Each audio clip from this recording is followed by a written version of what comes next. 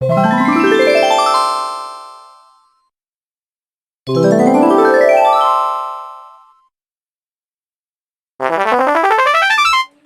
students, today we will discuss about story based on pictures. Means pictures को देखकर हमें story writing करनी है कि उसमें हमने क्या देखा. Now the object of picture composition is to teach the little children the art of writing composition with the help of a picture. Picture composition जो स्टूडेंट्स होते हैं वो छोटे बच्चों को, लिटिल चिल्ड्रन को, जो उनकी राइटिंग कंपोजिशन होती है पिक्चर को देखकर उसे सीखने में मदद करते हैं.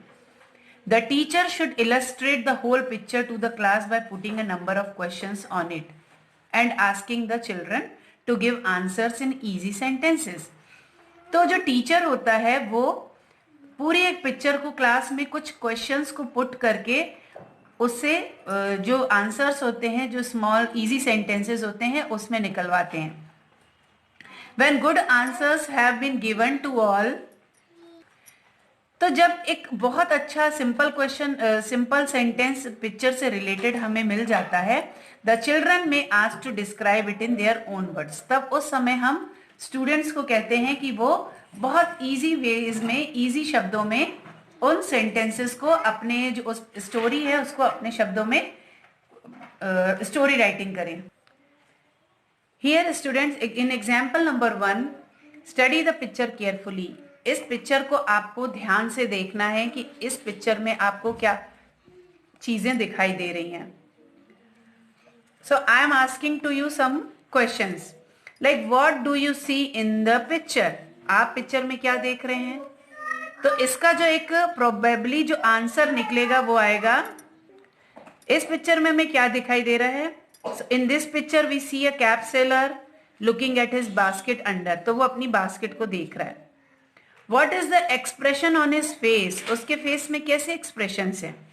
The cap seller is looking surprised. Surprised दिख रहा है, चौंका हुआ दिख रहा है. Why is he looking surprised. वो इतना सरप्राइज्ड क्यों दिख रहा है? The monkeys are wearing his caps. क्योंकि जो मंकीज है उन्होंने wearing his caps. Now from where did the monkey get the caps. अब मंकीज को ये कैप्स कहां से मिली? They got it from the basket. सारी कैप्स जो थी वो उन्होंने इस बास्केट से पाई. Then how do you know this. आपको कैसे पता चला? The basket is open and it is empty. खुली हुई है और खाली है. Now what will the cap seller do now. अब कैप सेलर क्या करेगा? He would try to get his caps back from the monkey. वो कोशिश करेगा कि ये जो मंकीज हैं जिन्होंने उसकी कैप्स ली हुई है वो वापस ले ले. Now how do you think the monkeys took the cap from the monkey. कि आप कैसा सोचते हो कि मंकीज ने वो बास्केट से कैप कैसे ली होगी? Perhaps the cap seller fail asleep under the tree. तो हो सकता है जो कैप सेलर था वो गहरी नींद में सो रहा था, तभी मंकीज जो थे वो कैप उठाकर ले गए. Now the monkeys are wearing the caps. What does it tell you about them? monkeys ने कैप पहनी हुई है, तो ये क्या बताता है, इनका कौन सा नेचर बताता है? That monkeys like to copy people. क्योंकि जो मंकी होते हैं वो लोगों को कॉपी करते हैं. How will this habit of monkey help the cap seller?